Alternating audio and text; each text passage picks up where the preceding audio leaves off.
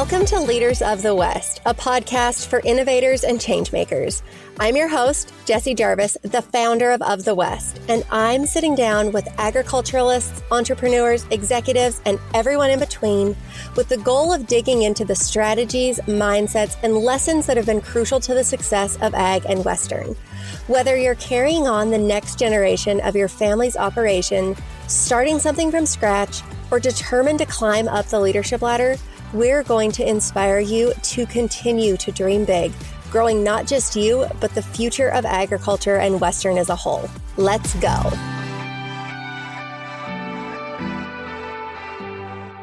Let's talk about the job hunt real quick. You might be somebody who is in the thick of it right now, or maybe you're someone who's happy where you're at, but you know in the future you're destined for more than the role that you currently have.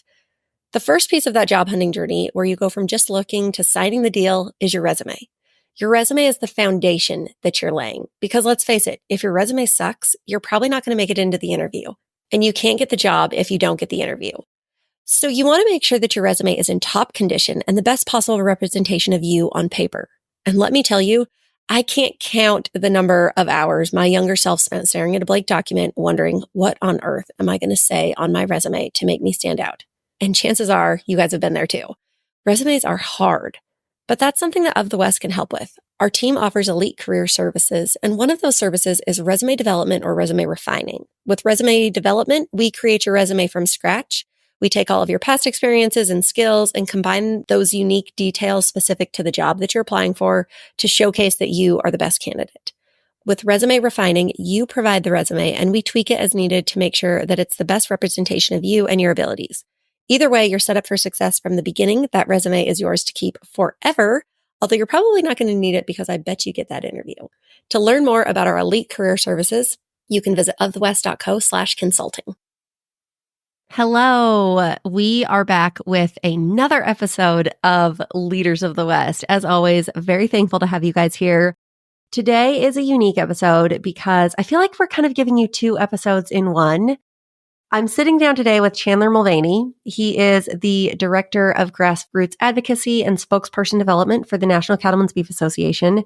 Chandler is somebody who I have been able to work with for the last year, and I am really inspired by who he is and his experiences in life, and he's incredibly well-spoken, and he's really the kind of guy that you get excited to learn from. And I'm really thrilled to have the opportunity to introduce you guys to him and have him tell his story. Now, the second part of this episode is talking more about the Trailblazers program, which is funded by the Beef Checkoff, and Chandler is in charge of orchestrating.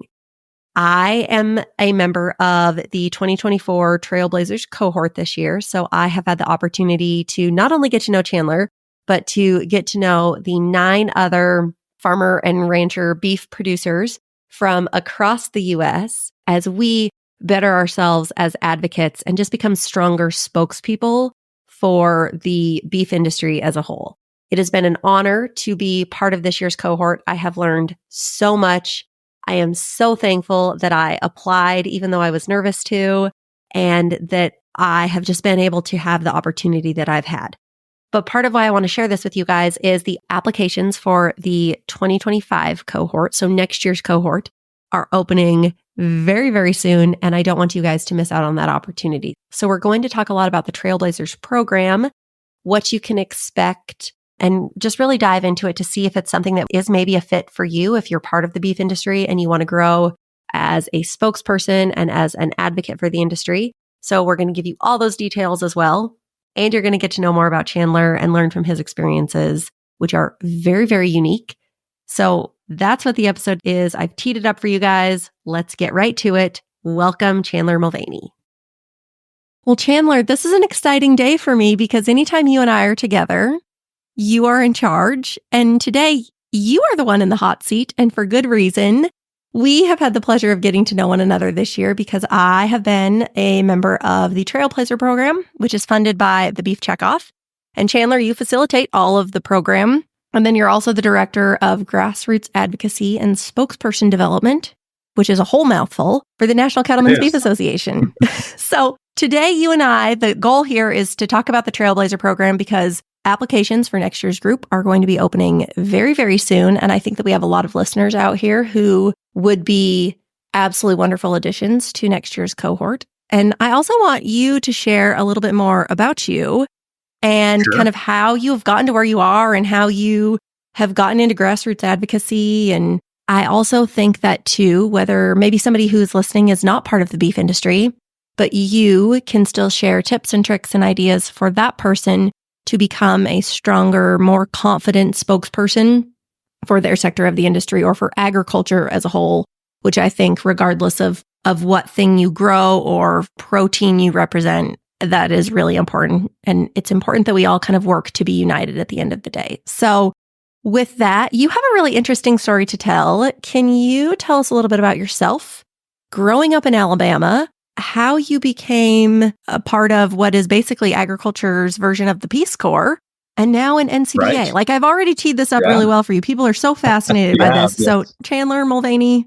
No, that was quite the setup, Jesse. And you're right. Starting from the very beginning, this is an interesting dynamic for me, being in this, reverse role or position and being the one asked the questions is a little bit difficult, but I'm excited to be on the show today and share a little bit about not only myself, but the work that we're doing on behalf of the Beef Checkoff. And to your point, how we can engage with some of those folks that might be listening and wondering what their role or their seat at the table looks like. And so to share a little bit about my story and my background for everybody listening, as Jesse said, my name is Chandler Mulvaney, and I'm originally from a small town about 15 miles southeast of Auburn, Alabama. So if we've got any SEC football fans listening, I am a proud Auburn Tiger, Auburn University alum, class of 2016.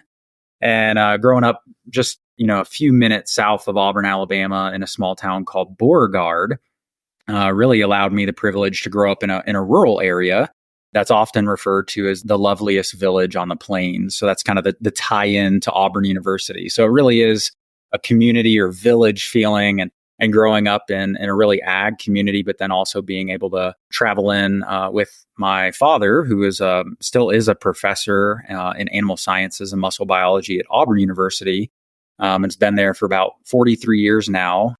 Really had strong footsteps to follow in when it came to the animal ag industry. And so animal ag was really all that I ever knew when it came to some of the first speech contests or 4-H projects that I had when I was a clover bud at like age 5, 6, and 7.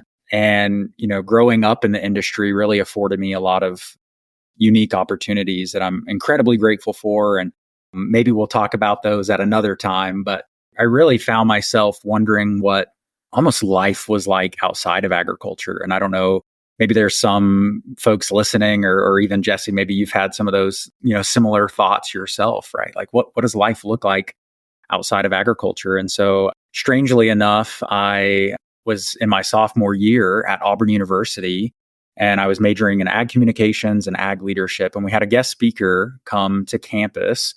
Of all things, this event was actually organized by my dad. So we were at this College of Ag student event, and we had several hundred students show out for a speaker by the name of Vance Crowe, who I know that you have had some interactions with, I believe, right, Jesse?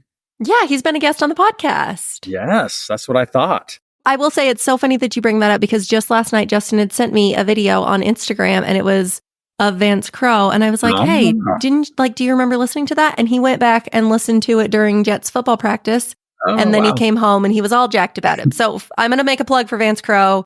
You guys, He is awesome. He is absolutely wonderful. Chandler and I have both been highly impacted by his work. If you have not heard of him, go find him. Anyways, the floor is yours. Yes, no, I love the plug for Vance. And he does such a great job, communicating his story. And so I really, just kind of became almost entranced with the way he talked about and shared issues in a really just relatable manner. So as like a 21-year-old, I really saw just the tremendous value getting outside of agriculture and outside of that comfort zone. So Vance shared a lot about his story, and he actually was involved with Peace Corps. That was his first job out of undergrad. And so for me, I started looking at that as a viable opportunity or career path. And I was able to connect with a group called AgriCorps, which is kind of the to your point, AG's version of Peace Corps. And that program has now transitioned to a different name and is under the Norman Borlaug Institute at Texas A&M. But I was a part of one of the first couple of years that were sent to work with subsistence farmers as an ag teacher in rural classrooms, and then as an extension agent working with subsistence farmers, and then also as a 4-H advisor growing that network of 4-H and youth development in sub-Saharan Africa. And so I was able to do that for about close to a year alongside a couple of other projects that led me to East Africa as well, where I really just had a passion for serving others and helping people find connections. And so that really opened up my eyes to the value of being a dot connector and how you can, really, if you have an area of expertise, maybe you can help create those connections to someone who is in need of a service or simply, putting food on the table and feeding their family. So yeah, I lived in a very small community called Jerigu, Ghana. It's just outside of one of the largest metropolitan districts called Tamale. It's just south of the Burkina Faso border there in Ghana. And so I had a really formative experience, but about 6.5, 7 months in, I got really sick. And so I came down with a couple of bad cases of malaria, and then unexpectedly was able to get over those, but then unexpectedly came down with typhoid fever. And so ended up having a really rough just medical experience while I was abroad. And so decided about 2/3 of the way in that this was time for me to go home, and that as a faith-based person, God was sending me some pretty clear messages that I needed to get back home and kind of pivot in my focus. And so that's when I came back to the United States. I was able to apply for grad school and was accepted at the University of Georgia in their Ag Leadership Education and Communications program, where really met some phenomenal mentors, and just want to give them a shout out. One of them is Dr. Nick Furman, and the other one is Dr. Kay Kelsey. And I firmly believe, we'll probably talk later in the episode about this, but how people at certain points of your time and in your life can really pour into you and mentor you. And so they really built me back up and saw the ways in which I could help serve others. And so that's ultimately that kind of turning point in my life, or that inflection point of being in grad school and being surrounded by some really incredible leaders, is what allowed me to really find the world of advocacy and the world of, extending knowledge and new information to people like Jesse or other advocates and spokespeople across the country. So I've been now with NCBA, or the National Cattlemen's Beef Association, working on behalf of the Beef Checkoff for almost 4 years, living out in Centennial, Colorado, and just having the unique privilege to lead our advocacy programs. I'm glad you kind of ended that with connection, because that's what we're going to get into next. But one connection that you did not mention, you met your wife. Yes. While you were in AgriCorps. Tell us a little bit about that. You don't have to give us the whole love story, but you met your wife halfway across the world. Right. That's right. That is a good call out. I definitely would be remiss if I did not mention the fact that, yes, I met my wife as a part of the AgriCorps program. And so I can remember the first day I met her, we were getting picked up for our in-country training, and we got picked up from, I think it was the Dallas-Fort Worth airport, and we all piled into this massive van, and we've got these, massive backpacks and duffel bags, because here we are about to embark on a year-long journey abroad. And so we're taking as much as we can with us.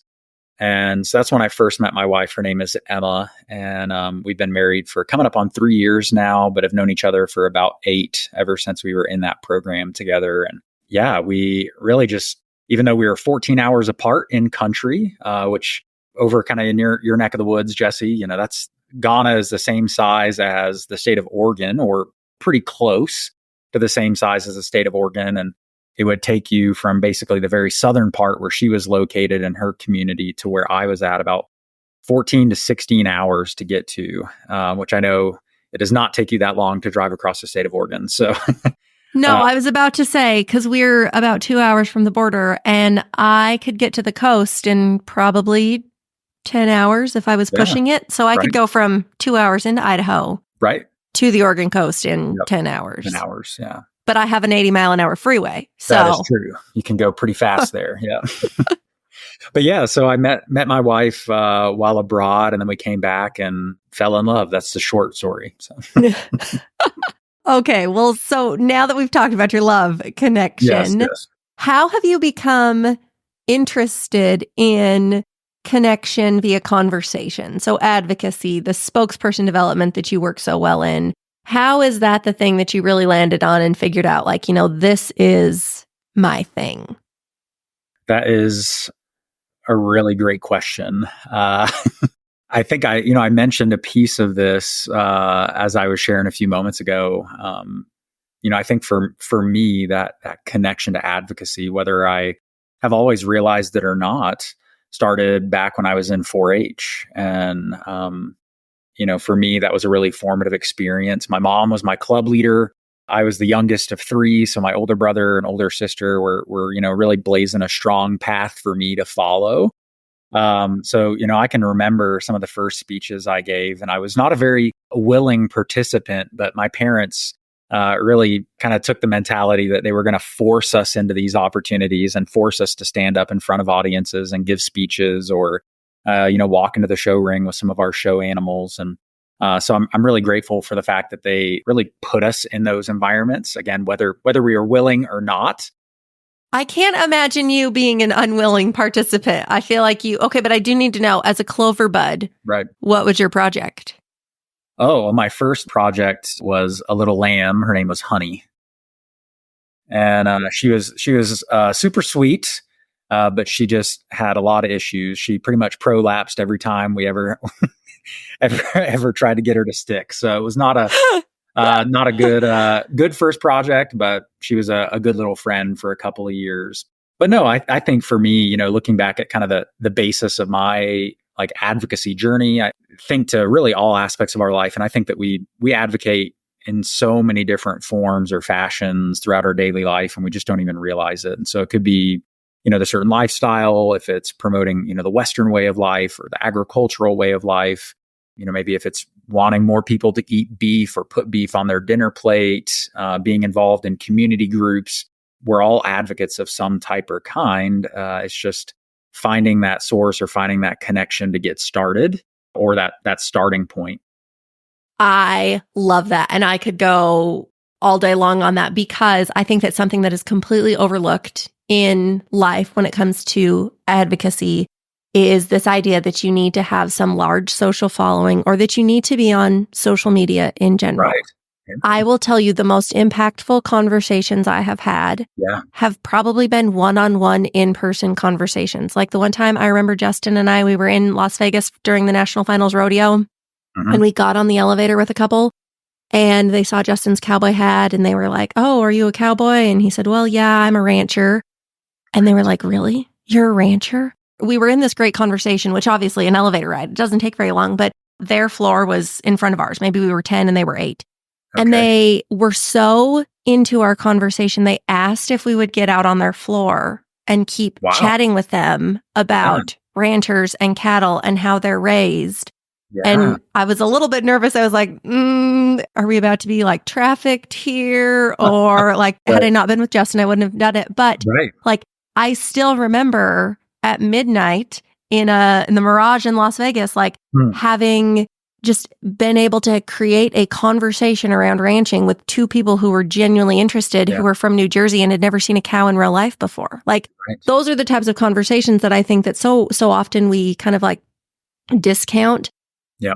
But they've probably made more difference than anything I've ever said online has. Mm-hmm. Yep. No, I think that's a really powerful, testament to the value of just those one-off connections. And, I think, gosh, I've got a similar elevator ride. It's not about ranching or agriculture, but I think, what you just described, and again, what's really powerful is just that intentionality and giving people your time, your resources, showing an interest in them, and how that can really, move the needle. And I think you're exactly right. You don't have to engage on social media to be an advocate. And so from my perspective, like I always share within our training environments, and you've probably heard me share this before, Jesse, but no one type of advocacy is considered the best type of advocacy. And so if you're going to be doing, written content and that's your forte, then go for it, right? Really focus on that area or area of expertise that really aligns with your values. And, I know for you, you're a tremendous, amazing podcast host and writer and so skilled in so many different areas. But I think for anybody listening, if you're, wanting to focus on just one area, it's to pick that one area that you can really work on and refine, because that personal connection, to Jesse's point, is really invaluable. Well, and I always say too, pick the thing that you feel like fits your creativity type. So if you are somebody who is an incredible writer and you really like to write long form content, X, probably not the spot for you because there's a character limit, right? Like maybe you should go to Facebook or LinkedIn or create your own website so that you can have a blog area. If videos are not your thing, don't pick TikTok, because TikTok is video based. YouTube, again, probably not a spot where you should try to go. Like, figure out what it is that you feel most confident in sharing your message, and where you feel like you get excited about sharing your message. Pick that one, get some confidence there, and then add to your arsenal if you want. Exactly. I completely agree. Well, this is not about me. This is about you and your advice. So we are going to specifically talk about the Trailblazer program here in a minute. Yes. But before we do, I'm going to give you two different groups of people, and I want you to give me some advice for them. The first is somebody who is just getting started in their advocacy journey. And the next one is somebody who is pretty seasoned they feel like speaking on behalf of their industry, but they want to get better. Okay. What would your recommendations be? Man, what a question. And I really wonder where I should even begin or start, because I feel like there's a lot of really good feedback that I've been given along my journey. I'm sure you have as well, Jesse. But, I think for the folks, first and foremost, to your question, that if you're just getting started, one of the most impactful things that I feel is most practical, because at the end of the day, I love giving practical advice, not just that theoretical advice, right? But how can you actually use this to make an impact in your day-to-day advocacy efforts? And so for me, it's find a network to help filter your content or filter your story. And so if you're, maybe you've been on social media for a couple of months and you've been struggling to grow your platform or your audience or that reach, and you're thinking about giving up, don't give up, right? Find at least one person that can be a part of that network. They don't even have to be a mentor, right? I don't think you even have to label that relationship, but just somebody who can start helping you create a little bit of that consistency with your content or consistency in your outreach as an advocate, because we're stronger together. And I know just from the Trailblazers program that by bringing people together and creating those commonalities or connections, you're more likely to follow through on something. And so I think just find one person. And you could even ask yourself, hey, who, is most likely to be a part of my community or be a supporter that can help me in my effort or my cause? And I think one of the ways you can do that, at least on the Beef Checkoff side, is we have our baseline advocacy program. It's called the Masters of Beef Advocacy, or MBA. It's been around since 2009, and it is an online, it's completely virtual, and it is a program that you can complete in about 2.5 to 3 hours now. So if you're looking for really a way to engage and share your story, we always say that the MBA, or Masters of Beef Advocacy, is really created for anyone, anywhere. If you have a vested interest in the beef community and you put beef on your dinner plate, you can take this course and learn how to speak more eloquently or diffuse a conversation that might be a little bit conflict oriented. So we've got some really great advice in there, and I would encourage you to start there. And you can go to mastersofbeefadvocacy.com if you're interested in learning more information about that program. And then I think, returning back to Jesse's question, thinking about some of those more advanced advocates or advanced storytellers and communicators, the first question is to ask yourself, how are you setting yourself apart from your peers? So I'm going to try and find a quick little quote, because it just came to me. I keep a note on my phone here, so hang in there with me, Jesse. While you're looking for that, I will say I'm glad that you brought up the Masters of Beef Advocacy program, because I am somebody who I have taken it twice. So maybe those of you who are listening, you took it back in like 2010, 2011, 2012. So I took it then, and then I recently took it in the last couple of years because you guys have redone the course recently. So if you're somebody who is listening and you're like, oh yeah, I already took this, chances are you did it before the new version, and the new version is amazing. Yep. So I highly encourage you guys taking it twice. There's nothing like you're not wasting your time. There's a pile of incredibly valuable information, updated information, new data as that changes, obviously. So I would encourage you, if you are somebody who's already done it, there is no harm in doing it a second time. Agreed. Yes. Yeah. And just like, you're listening and you've completed your BQA or beef quality assurance, you have to go back and renew that every 3 years. We don't have the same industry standard for renewal with MBA, but we recommend that if you've been about 3 years removed, that you should go back and do it again, because to Jesse's point, we do update that information about every 2 to 3 years. So if you're looking for some of those most recent talking points about animal welfare or greenhouse gases or how cattle are raised in, feedlots or, here in the Midwest, or maybe on a cow-calf operation in the Southeast, you can have access to that information as well. And Jesse just brought up a really great point. When we think about like connecting all of this again to that practicality, once you graduate the MBA program, you're given the opportunity to join that growing network of graduates. And so we have over 26,000 MBA graduates that have completed that program since 2009. And we have a Facebook group that is really self-led or self-initiated. So if you're looking for question or answers to questions, or maybe you need help with advancing your efforts as an advocate, you can engage there in that Facebook group. But the only way you're going to be able to do that is if you're a graduate of the program. I love it. What's the quote?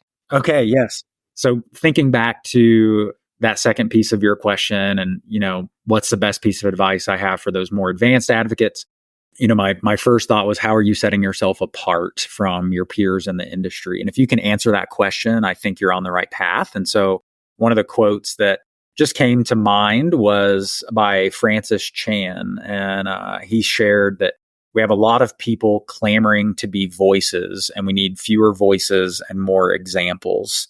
And so I think that is very practical for our realm of advocacy. And we, oftentimes I think social media is automatically just connected with the world of advocacy, as Jesse mentioned, a few minutes ago. So thinking about, the fact that advocacy doesn't have to be on social media. You don't have to clamor to be that top advocate or at that top rung, have 100,000 followers. Not that that isn't a bad thing, but finding really how you set yourself apart through your experiences and the stories that have formed you as an individual. I believe that can allow you to think about, maybe then hyper focusing on, one or two things that you do exceptionally well, or that you offer the industry or people outside the industry, and then start building those connections from there. So I think of another peer within the Trailblazers program that does a really good job of this is Tucker Brown down at the R.A. Brown Ranch in Throckmorton, Texas. And, he does a phenomenal job just being entertaining, but then also educational, right? And so he really just focuses his content all on that area. And I would recommend that anybody that's looking for that next step, find that one area and really focus on it and become the best that you can possibly be in offering that to people on the outside in. I think that is such powerful advice too, because thinking about how we learn best, there are certain, maybe let's say that somebody went to college who's listening, and there were certain professors that you absolutely loved that your roommate absolutely hated, and vice versa. So right. Yeah. How you speak to people and communicate and your experiences and what you share online, that may resonate with somebody differently than somebody else who is in theory sharing the same message that you are, but they're doing it in a different way. And if you have the power to connect with somebody because of the way that you're doing it, then you're the one to connect with them. I think that is valuable advice. Agreed. Yeah. And I think, that's a really great point. And, one of the things that I always share in some of our trainings, if it comes up, is actually helping people articulate and think about the ways that they share their elevator pitch just that much more eloquently or more in a more concise or succinct manner. And so you sharing your elevator story there a moment ago is, I think, really practical, because I'll go ahead and share my story. My wife and I were in Washington, D.C. back in March at a national conference and trying to see if there were some opportunities for us to grow our Beef Checkoff programs in partnership with a national 4-H program that was going on. And we didn't realize it at the time, but the ACC men's basketball tournament was being hosted in Washington, D.C. at the Capital One Arena, like a block away from our hotel.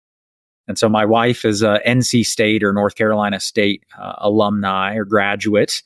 And that was actually the team hotel where everybody was staying at. And I happened to, just at the right time, I was like, hey, I got to step out and run back up to the room and grab my laptop. And so I was running back up to the room to grab my backpack.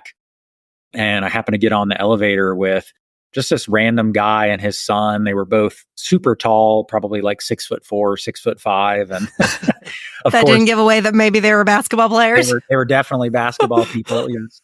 And so they were all decked out in their red, black, and white of, NC State gear. And, I was standing there with just, a little sports coat on and a button up. And so I was the one that initiated the conversation as we all got on. And I was like, oh, are you guys NC State fans? And they were like, we are. And I was like, man, well, my wife is an NC State grad. And that's all it took for this gentleman. His name is Greg Hayden from Raleigh, North Carolina, to say, hey, well, send me your contact info. Here's my business card. And he's like, I want to connect with you later. And so we later connected at the game and he gave us free tickets for the rest of the weekend to all of those games. So it never underestimate who you're talking to in those environments. But to your point, Jesse, of creating those one-off connections, just asking someone a question or engaging them in a really casual manner, I think that can really build some powerful connections because you never know who you're talking to or, who's maybe going to be interested in that cowboy hat or cowboy boots, maybe your belt buckle, right? And using that as a point of a conversation starter rather than, having those awkward moments when we're first engaging with people. And I will say, it can be awkward to engage in conversation with somebody that you don't know, like two complete strangers trying to talk to somebody. Right. But next time you guys are in an Uber, yep, try to talk to the driver. Like next time you're you right, get on your airplane, yep, you don't need to talk to your seatmate the entire 4-hour flight, but you can sit down and like create that conversation, even if it's hard for you. I'm going to tell you, if it's hard for you, then that is a reason that you need to be doing it so that it can get unhard. That's right. Unhard. Yes. What do you think? I know we're going to get to the Trailblazer program, but I have one more question that I want to ask before we start talking about this. What kind of rhetoric or things do you think we need to stop sharing online? What do you think may be doing more harm than good for our industries without us realizing it? Yeah, that's a really interesting question. And it's a very loaded question. Yeah, I know. Everybody's probably going to, everybody who's listening probably has their own immediate thoughts that come to mind. But oftentimes, within the industry, I think we're our own best advocates, but then at the same time, we can be our most harmful advocates. And so I think from the aspect of creating positive connections, positive information, the thing we've really got to be good at when it comes to the ag industry is we can acknowledge that there's challenges. We can acknowledge that there's, tough things to talk about and that we don't know, or that we maybe need some help from our peers within the industry. But a lot of the times when we see, issues pop up in the industry, the first response, especially on social media and Twitter, seems to be one of the worst spaces to kind of cultivate this response, but is a lot of negativity against our own producers, negativity against our fellow ranchers and farmers. And so my first thought is, we've got to stop sharing the negative. We've got to stop approaching conversations or those connections with our own industry members, whether they're maybe not a believer in your way of life or how you raise your cattle, or how you're maybe marketing your animals. That doesn't mean that there's still not a point of connection there or a point of misunderstanding that can lead to growth and a relationship that could be really powerful in your own advocacy journey. So I would say just stop sharing the negative and focus on really how you can take that negative and approach it from a more positive or optimistic standpoint. And so I always think about what's the hopeful aspiration of your role as an advocate. So if, instead of thinking about where we're at with this issue or this problem, which is practical, but when we're bickering or fighting against one another, that's not going to help us solve the issue. So thinking about a really practical outcome is where do I want to be as an advocate in relation to this issue 6 months from now? How do I want to be sharing this information? How do I want to be talking about it or presenting about it? And kind of giving yourself that, time frame, or even as the industry, right? Where do I want to help lead the industry on this issue? If you do have a following of 10,000, 50,000, or 100,000, you can kind of help navigate some of those tough topics or conversations by saying, hey, a year from now, I want the beef industry to be better about how we communicate our sustainability story. And what does that look like, through my lens or my role within the industry? So I think that's where I would start. I don't know if you have any other thoughts there. No, very, very powerful words. Okay. Yeah. The only other thing that I think that I notice occasionally that, again, like we don't realize that we're doing is, let's say that there is something specific that is being shared on Facebook, right, and you disagree with it.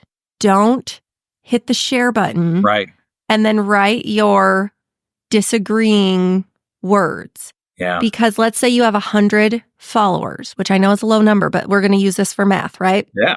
And 98% of them feel the same way that you do. There's still 2 people that don't necessarily. And they could believe the thing that was the negative that you just shared. Yeah. And you could actually be doing more harm than good. If you want to disagree with something, right, by all means do it. Yeah. But don't share the initial post, if you will, that you're going to disagree with. Make your own, make it unique, make it original. Right. Quit sharing the crap, basically. Yeah. Agreed. That's my only other thing.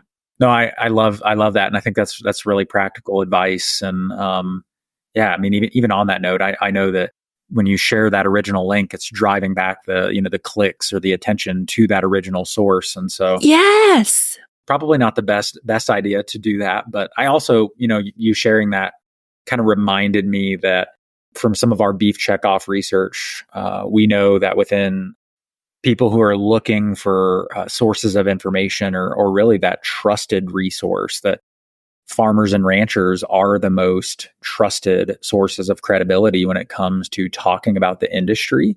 And that's above and beyond, organizations or science-based groups, even organizations like NCBA or those state trade associations as well. So really, it gives producers or farmers and ranchers across the country a social license, similar to that of, like a doctor or a physician.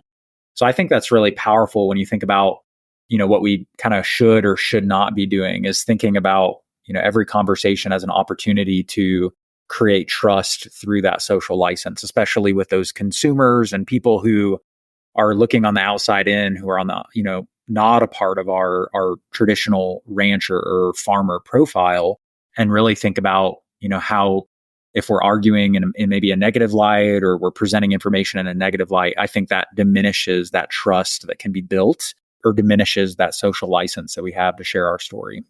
Oh, you are spot on. Speaking of that, let's finally give the people what they have been waiting for. They want to hear more about the Trailblazers program.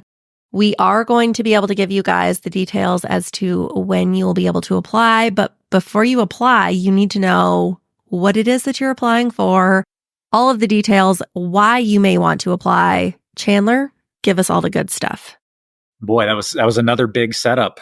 All right. So if you are interested in being a Trailblazer, I want you to know that this program was created for advocates, storytellers, scientists, and even consumers, really anyone who has a connection to the industry. And your role is then to amplify the good work of the Beef Checkoff.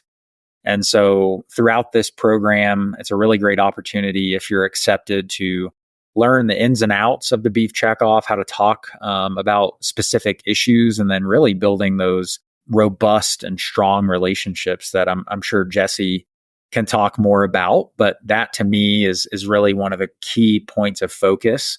And so I would say if you embrace being a pioneer, being a part of that elite spokesperson group, I would say for everybody listening, you already have a really powerful story to tell. Our role is just to help you get there, help you articulate the value and impact of that story, and then really provide that sense of community. And so Trailblazers is recognizing the good work that you're doing and then really trying to focus on that reach of the group and not just the individual. I think one of the coolest parts about being part of the Trailblazers program is the other people that I've been able to surround myself with, because we really do represent all across the US. We represent every single possible sector of the industry, from commercial operations to registered operations to Wagyu and Black Angus. And there's a feedlot nutritionist, and there's somebody who's a butcher, and there's somebody who they buy cattle and then sell them from like the East Coast, and then they bring them to the Midwest. Like there's literally every element of the cattle industry that is incorporated into this year's cohort. And you guys do that by design, because you don't want it to just be a bunch of commercial cattle producers from the Northwest. Like we don't grow by being surrounded by people who are like us. We grow when we're surrounded by people who are incredible at what they do, and they have different experiences that they can share with us. So now if I ever get a question about like, well, what does a cow and a feedlot eat? I can give you like the small details, right? Well, there's hay and there's silage and there's all this other stuff. But if I want to give somebody like the down to the nitty gritty detail, I'm going to call my friend Anna, who is a feedlot nutritionist, and she's going to be able to give that information. Or I'm going to tell them, hey, go talk to Anna. Like it's that powerful connection of like, I'm somebody who's been in the cattle industry my entire life, and I probably know, I'm going to get this wrong, but I know less than there is to know. Like the percentage of what I know, I probably know 30%, and there's 70% more to learn. I think that is applicable for all of us. And I think it is so important that we are surrounded by different people who represent different sectors of the industry. It also is a good reminder that our words do have weight, and maybe what we're saying about our specific sector can potentially be saying something negative about another industry. And again, you have to have every single person, from the genetics to the cow-calf to the feedlot to the processor, like every aspect of it has to be taken into consideration, because it is all an integral part of what we do. Agreed. But yes. Okay. So I know that we have a lot of people who lead busy lives, and the program does kind of change year over year, but can you give us a basis of the time commitment? It's a great question. Yeah, if you're, thinking about the program and you just heard Jesse's amazing explanation and now you're convinced you want to apply, oftentimes you're going to have about 2 to 3 in-person engagements over the course of that 12-month commitment. And that's typically going to look like about 3 days being together in that community, growing alongside your peers who are a part of the Trailblazers program. And those are spread throughout the year. We typically have our in-person orientation in either April or May of that following year. So that'll be this coming April or May based on the availability of the group that's selected. And then we also have a program in the middle of the summer that's typically every August or early September. And then we try to make sure that we give an opportunity for folks to come to the Cattle Industry Convention and Trade Show, or CattleCon, that's hosted by our team, NCBA, every first week of February. And so giving you those 3 points of engagement. That last one, I think, is the most important, because just last year alone, I think we had over 35 different media engagements or activations with about 13 of the Trailblazers that were there on site. So you're doing interviews, you're on live TV with RFD TV, you're up in front of different audiences, serving as a panelist or maybe a keynote speaker, or different forms that really give you the chance to put into practice what you've been able to refine throughout that annual process as a Trailblazer. And then throughout the year, we'll have virtual trainings. We have about 6. So those are spread out about every 2 to 3 months, just giving you, again, that focus on connection, building those relationships, and then also finding ways to share some of that latest information from our team and some external folks as well about issues within the industry and how to approach those. And then my last kind of thought is really going back to Jesse's original question about kind of the nitty gritty and what we're looking for, is that we want people that are committed to the program. And we recognize that there's a lot of different areas that pull or maybe draw you away, whether it's your family or civic engagements back home, or your church or church groups. Maybe you're an avid traveler, right? We understand and respect that, but from that perspective, it's finding the right people who are willing to commit to the program and know that you're really never going to leave. And so we don't really ever graduate you from the program. And at this point in time, with this year's cohort, we have 30 people that have either gone through or actively going through the program. And what we continue to see is that people want to come back.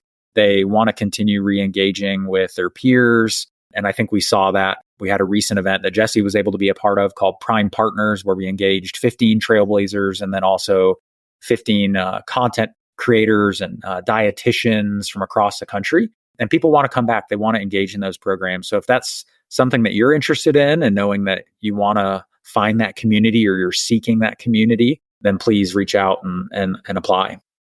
Yeah. The only other things that I would say, and not as a way to discourage anybody, but I can imagine that when you had said that, oh, there's a lot of trade media at CattleCon that you can do interviews with, there's some people who are like, man, I would love to get on stage in front of a camera and interview. Yeah. You guys put us through some very intense, very uncomfortable training. Yep. Like, this is not some la-di-da walk in the park. You're part of this group and we're just here to like say nice things about ourselves. Sure. I have been put in the hot seat a number of times, whether that is media training or like panel training that you guys had done as if we were taking part in a conference led by vegans. There has been friendly media interviews. There's been very unfriendly media interviews. Like, you guys have kind of thrown us to the wolves in a good way, because that's how you get stronger and better. But I will say, if you think like, oh, this is a walk in the park, it's just all fun and games.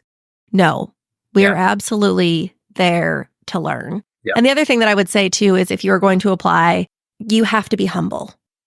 You have to go in with this mindset of, I have things to learn and I am not the best in the world at everything.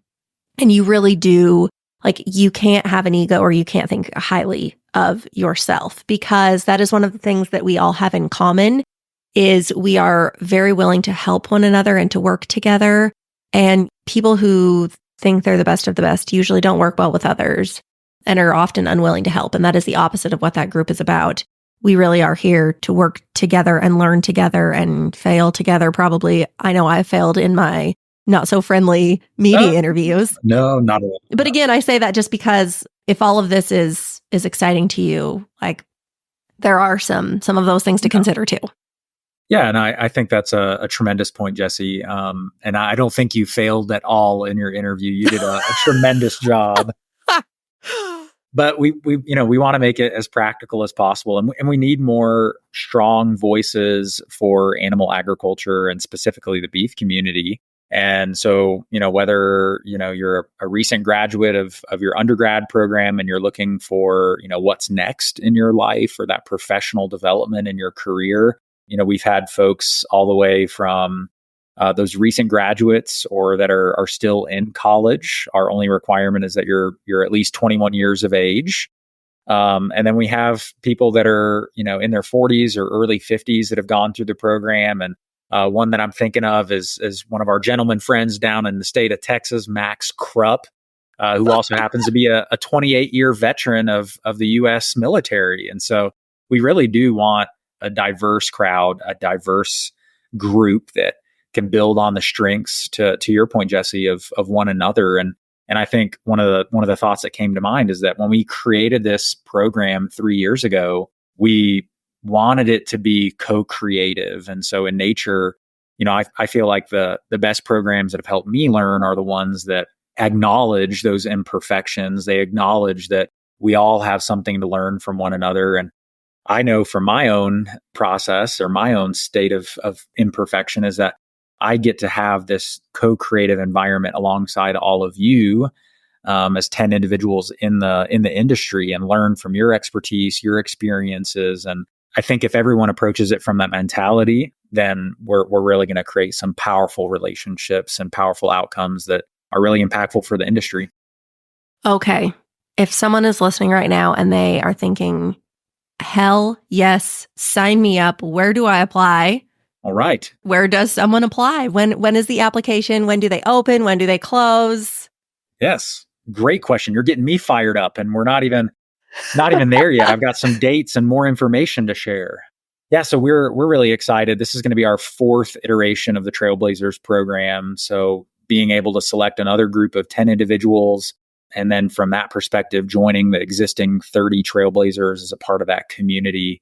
I'm excited for what's next. So we're going to open up applications for our fourth cohort, the 2025-2026 program. Applications are going to open October 30th, and those applications will close December 4th. So you'll have about 6 weeks to get your application in. So more than enough time to answer those few questions. And really, it's just that, answering about 3 to 4 questions, and then submitting a short video that's about 3 to 5 minutes in length. Doesn't have to be anything polished or perfect. You don't have to edit the video, but just share a response to a couple of prompts that once you open that application, you'll have really insight on what we're looking for, and then submit your application. And it shouldn't take really a whole lot of time or a whole lot of effort to submit that application. So once you submit that application and you get it turned in, if you have any questions or are interested in learning more about some beef advocacy programs, you can just contact me at cmulvaney@beef.org. Well, perfect. I hope that many of you apply. Anybody who's interested, I highly encourage you. It has been an incredible year, an incredible group to be a part of. I've learned so much. I really feel honored that I was chosen. So thank you, Chandler, for facilitating a wonderful program, an awesome cohort, and past cohorts as well. I know they have loved it just as much as our cohort does this year. But we can't let you go without having you answer our rapid fire round questions. Okay. So let's get right to it. Oh boy. What's the best piece of business or personal advice you've ever been given? Man, what a question. I'm going to turn back to, probably about 8 years ago. I was about 21, 22 years old, and I was getting ready to graduate from Auburn University. And I was very fortunate to be a part of a program called Agriculture Future of America. A lot of people know them as AFA. They're based out of Kansas City, Missouri. And I was able to develop a really close relationship with, at the time, who is their CEO. His name is Russ Weathers. Russ, if you're listening, hope you're doing well in Missouri. But Russ just was a tremendous mentor in my life. He had a real calling for serving others. And I, just have, I think, a fascination with Russ and what he was able to do for so many people in agriculture. And so I was having a conversation with him right before I graduated from Auburn back in 2016. And I asked him, what his most memorable advice was, or most powerful form of advice for, young people or for myself as I was getting ready to enter into the kind of workforce. And I'm going to get really personal. I'm a very faith-based person. And so we were talking about just kind of our calling. And he, reminded me of the parable of the talents that is referenced in the book of Matthew, and how that connects to a verse in 2 Timothy 1:6 that says, we're to fan into flame the gifts that God has bestowed upon you. And so he used that as kind of a calling or a call to action for me that has always stuck with me and really been a reminder almost every day. And I don't say that lightly, but of what gift am I building or growing and, encouraging others in that same aspect to grow or fan into flame their talents, their gifts, and how they can continue, I think, very similar to advocacy, advocate for those interests or those shared values. So for me, it's, just trying to recognize that everybody has these really unique gifts, and how I have the really unique privilege in this role, in my personal and professional life to just get to work with others and help them develop their gifts as well. Oh, well, I can see why almost 10 years later, that conversation has stuck with you. That's what I'm going to remember too. Okay. A little bit similar, but different. If you could give people any words of wisdom and you knew that they would take it to heart, what would it be? Okay. It's another amazing question. I've always been a firm believer that even in my grad school days, we're probably not going to create anything novel or new, but we have a chance to put our own spin on something and make that really impactful. And so I can remember it was actually one of the first projects that I was working on here at NCBA, and it was with a gentleman named Craig. He's a phenomenal project manager, and just the way he approached the project we were working on really helped me see things from a different light. And he shared with me a quote that has stood out really ever since that time. And it was that we don't need to teach people more things. We need to teach people deeper things. And that has really been the basis of even the Trailblazers program. And that was it was actually the project we were working on at the time when we were trying to form and create this new advocacy and spokesperson development opportunity. And I've used that to think about how people have all the information they need to know. It's just tapping into those existing resources or those connections and deepening that knowledge, deepening that resource that, we can serve as to one another. Ooh, I love that too. Okay. If you could go to dinner with anybody, dead or alive, who would you pick? I don't know. This is a tough question as well. I think there's a lot of family members that came to mind. I'm interested to hear maybe who yours is. I picked my grandpa, my dad's dad. He is who started our operation in the 1940s, and he passed away when my dad was really young in his 30s. So he's been gone longer than he was ever here, and it would be really cool to get to meet him and just hear about our family history and life back then. Because obviously it's very different than it is now. Yeah, that's very true. Yeah, no, I think that definitely strikes a note with me as well. Because for me, it would be I think my dad's dad as well, because he passed away. Gosh, I think before the three of us were born. So my older siblings and myself. So on a similar note, it'd be nice to connect with him. And he grew up raising pigs, and so that's what instilled that passion for animal ag in my dad. And I think it was just a different time, a different era, being able to talk to him about raising 8 children. So my dad is one of 8, and they were born across 20 different years, or a 20-year time span, I should say. So I think it'd be fascinating just to get to connect with him and learn about his life as well. So. Holy cow. Okay, well, I'm with you. Okay, last question. Okay. Let's talk about your favorite things. Do you have a favorite book, podcast, service, maybe like a life hack that for some reason people don't know about it and they should? Like, what's the thing that you want to share with people? Oh, man. Aside from the Trailblazers program and Masters of Beef Advocacy. Man, oh, man, you're putting me on the spot. This is tough. There's been a really, really impactful book in my life that has always stood out to me. I've been fortunate to read it a couple of times, and so I think it's really that good. It's that impactful. But it's called On Fire by John O'Leary, and it's the story of a young boy who grew up in St. Louis, Missouri, and it's his real life story. When he was 8 or 9 years old, he was playing with his gasoline can and some matches in his garage, and he ended up causing a combustion or an explosion in his garage, and he had a 100% 3 degree burns, third degree burns across 100% of his body. And he goes throughout that story or that book, just kind of recounting all the challenges and trials that he had to overcome as an 8 or 9 year old boy. And so I would highly recommend that book for anyone who maybe thinks their life is tough or thinks they're going through some challenges,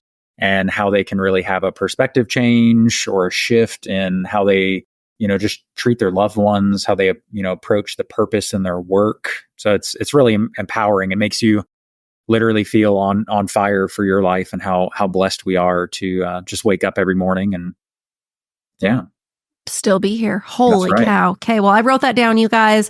We will make sure to add that to the show notes, and we'll also add the links to MBA program where you can apply for the Trailblazers program, where you can learn more. If you have maybe heard this and now you're still kind of on the fence, you're 1 foot in, 1 foot out. Chandler, thank you so much for today. This was absolutely wonderful. I have really enjoyed getting to know you over this past year, and all of our other members of our cohort who I would hope are listening to this. We're gonna chastise them if they don't. That's right. No, thank you so much. I appreciate you. I really look up to you. I think you are an incredible person and incredible at what you do. You're very gifted, and you've made a huge impact on our industry. So thank you for that. You guys, you know the drill. You can catch us back here next week. And with that, that's all we've got for today. Chandler, thank you. We'll see you guys. Have a great week and an even better weekend. If you loved this episode, do us a favor and share it with someone else who might find just as much value in it as you did. We're on a mission to continue to grow and strengthen the future of agriculture and Western industries, and you spreading the word helps us make more of a positive impact. It also makes a big difference when you take a minute to go rate and review the show. We can't thank you enough for listening, for sharing, and for loving Ag and Western as much as we do. We'll see you back here for our next episode.